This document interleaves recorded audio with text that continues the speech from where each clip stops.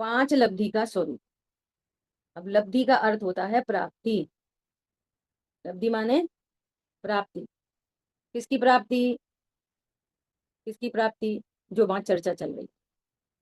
जैसे क्षयोक्षम, एक है क्षयोक्षम और एक है क्षयोक्षम लब्धि।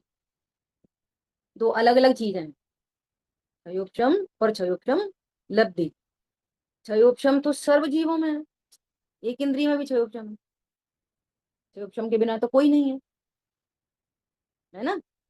अब संगी पंचेंद्रिय हुआ, नहीं ये संगी पंचेंद्रिय वाली बात है कि संगी पंचेंद्रियों में भी क्षयोक्षम है लेकिन लब्धि नहीं है। उनको भी क्षयोक्षम तो है ना, संगी पंचेंद्रिय कहला रहा है। लेकिन लब्धि किसको कहेंगे? कि जो उस ज्ञान को, जो आपको पूंजी मिली, उस पूंजी को आप अपने पारमार्थिक हित में लगाओ तो लब्धि हुई।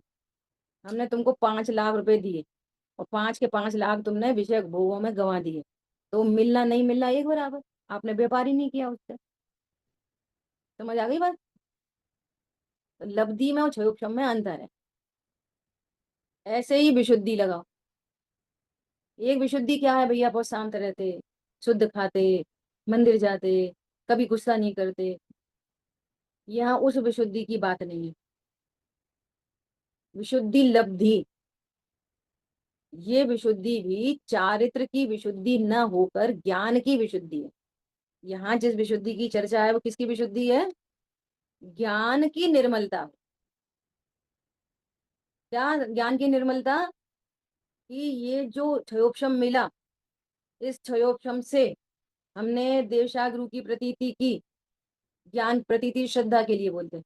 देवशागुरु का ज्ञान हुआ, क्षेत्र सात तत्वों का ज्ञान हुआ। ज्ञान तो हुआ, ज्ञान तो हुआ, लेकिन हमने उसको सब्जेक्टिव समझा।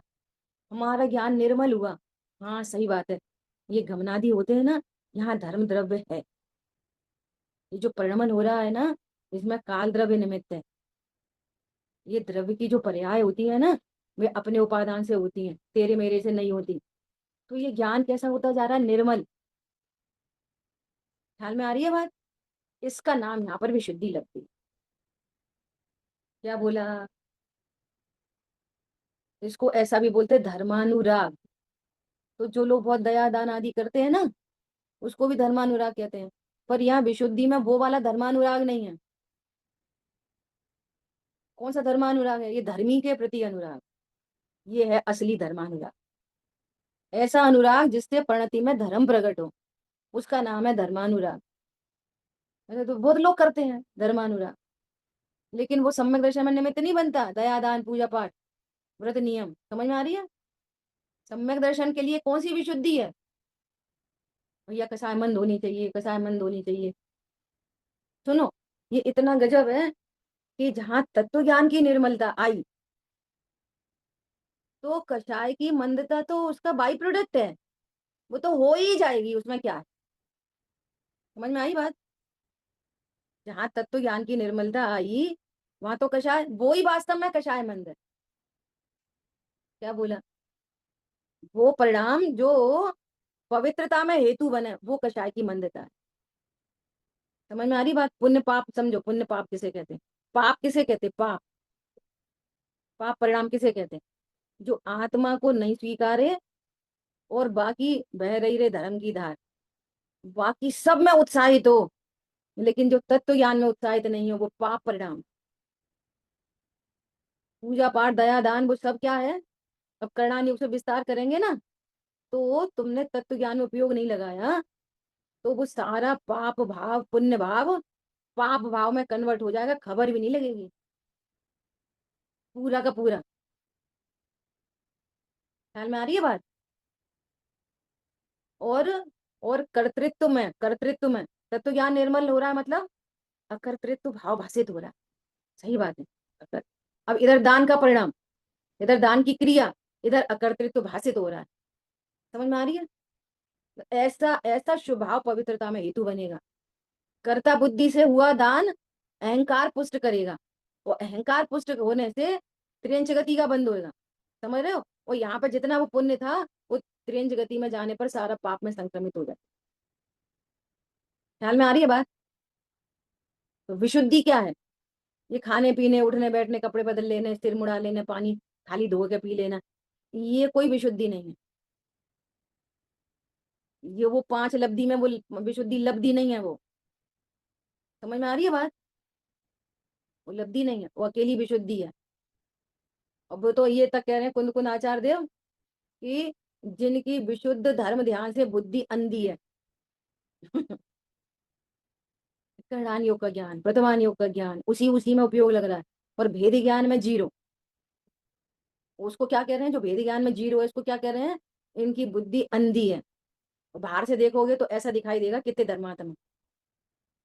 समझ में आ रही है? विशुद्धि विशुद्धि लब्धि बाहर से देखने में तो उनको गुण स्थान, मागणा स्थान, 3 लोक की रचना, करणान योग पूरा, अंतःकरण में क्या होता, उनमें क्या होता, अध्ययकरण क्या होता, ऐसे क्या होता, कितने कर्म की विक्षुप्ति, कितने कर्म का बंध, कितने उदय, कितनी उदीर्णा, सब डॉट टू डॉट।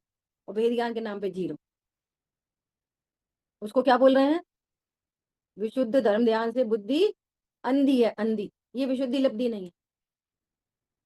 इधर कुछ कम आता हो और आत्मा के लिए प्रेरित है, वो विशुद्धि लब्धि। जो पवित्रता में हेतु बने, सीधे सीधे। पुण्य भाव किसे कहना? जो पवित्रता में हेतु बने, वो है असली पुण्य भाव। जो पाप में हेतु बन जाए, वो काय का पुण्य है?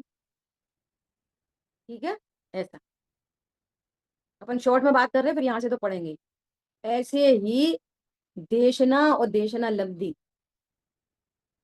देशना तो अन्य जीव की पर्याय, और वो देशना सुनकर हमारा ज्ञान निर्मल हो रहा है, अरे हाँ बात तो ऐसी है, बात तो सही है, तो वो हुई देशना की लब्धि। समझ में आ गई बात? तो ये हमको हमको क्षयोक्षम की प्राप्ति हुई, हमको विशुद्धता की प्राप्ति हुई, हमको देशना की प्राप्ति हुई, तब ये लब्धियां बनेंगी। ख्याल में आ रही है बात? स्वरूप समझने में टाइम टेकिंग है, लेकिन ये लब्धियां, इनका अपना काल अंतर्मुहूर्त है, और सब मिला के भी काल अंतर्मुहूर्त है। ऐसा भी नहीं है कि देखो हमें तो बहुत आता है, और हमारा लक्ष्य भी आत्मानुभूति है, और हमारा ज्ञान भी निर्मल हो रहा है, तो हमको 3 लब्धि तो परमानेंट है। और कभी कभी हमको चौथी तो हमें बहुत होती है, सोते में भी होती है, रोटी बनाते में भी होती है। बस कर्ण लब्धि चाहिए एक अकेली, तो वो हो जाएगी। ऐसा नहीं होता। जब होती हैं तो पांचों एक साथ होती है अंतर्मुहूर्त के अंदर। ख्याल में आ गई बात? तो 4 तो है ही अपने पास बनी बनाई, एक चाहिए बस, सो क्रमबद्ध में हो जाएगी।